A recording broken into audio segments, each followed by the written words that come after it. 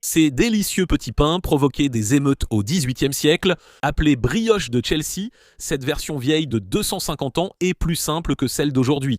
Souvent plus épicée et riche en raisins secs ou raisins de Corinthe, mais il reste très moelleux et délicieux et mérite presque une émeute. Dans le Londres géorgien, l'ancienne boulangerie de Chelsea produisait ses petits pains toute l'année, mais chaque vendredi saint, il les servait avec des croix, créant les fameux hot cross buns dont les gens raffolaient complètement. En 1793, la propriétaire Madame Hand a cessé de vendre les petits pains avec des croix, proposant seulement la version classique, tant la situation était intense. Mais cela n'a pas arrêté la folie, car une foule de 50 000 personnes s'est entassée dans les rues à 4 heures du matin en attendant de mettre la main sur les petits pains de Madame Hand. Le journal a décrit la foule, et je dois dire que c'était encore pire que la folie du Black Friday à son apogée dans les années 90. Le London Times a déclaré qu'il y régnait une telle scène d'ivresse, de tumulte et d'émeute que c'est un véritable scandale et une honte pour la paroisse et pour l'époque. Voyez-vous, les gens quittaient essentiellement les pubs complètement ivres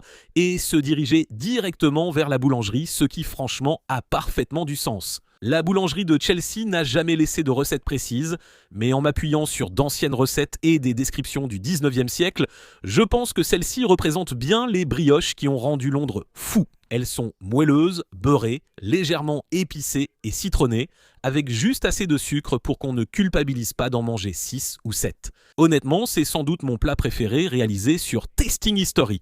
Découvrez l'histoire de la brioche Chelsea sur la vidéo YouTube et la recette sur tastinghistory.com.